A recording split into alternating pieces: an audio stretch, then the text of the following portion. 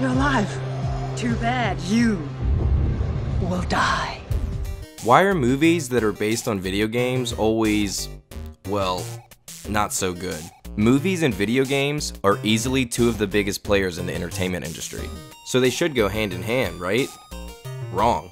There have been a dozen movies based on video games just this decade alone. Of those 12 movies, not one of them has scored over 50% on Rotten Tomatoes. In fact, since the first video game movie was released in 1993, not a single video game movie has received a fresh score. So why do these movies historically not work? Is it the content? Does gaming not translate to the screen? I don't think that's the case. Many movies that are either about video games or inspired by video games, but aren't directly based on a specific game, have done very well. Look at Wreck-It Ralph, Scott Pilgrim vs. the World, Jumanji: Welcome to the Jungle, and most recently, Ready Player One. So what else could it be? Could it be that video games are usually long form and can't be condensed down to a 2-hour film? Maybe video games would be better adapted to a series like Game of Thrones, but the Lord of the Rings trilogy and the Harry Potter films have shown us that you can successfully adapt long form works to cinema. And most video game movies sort of just seek inspiration from the games and don't follow the plots note for note, so I don't think that's the issue either. Maybe it's that fans of the games don't like seeing something that they love so much plastered up on screen. Oh wait, no, that's definitely not it. So what is it?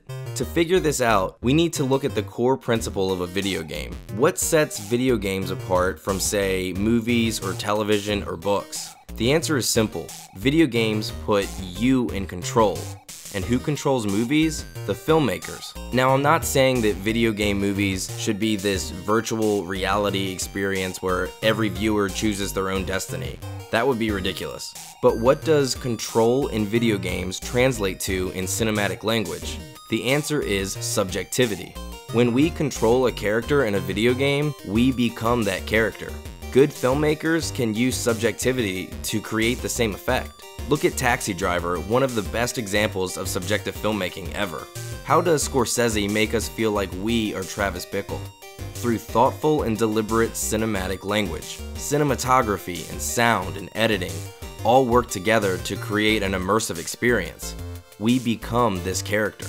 Now, name a video game movie that lends this same sort of immersive experience. It doesn't exist. These movies simply drag us along for the ride. Even when video games try to be subjective, it just doesn't seem to work. Take Doom, for example. There's a sequence where the film mimics gameplay by giving us a first-person point of view, yet the film still lacks subjectivity. In his review for the film, Roger Ebert said, "The movie has been inspired by the famous video game. No, I haven't played it, and I never will, but I know how it feels not to play it, because I've seen the movie. Doom is like some kid came over and is using your computer and won't let you play." If Hollywood wants to make a good video game movie, they simply need to let us play.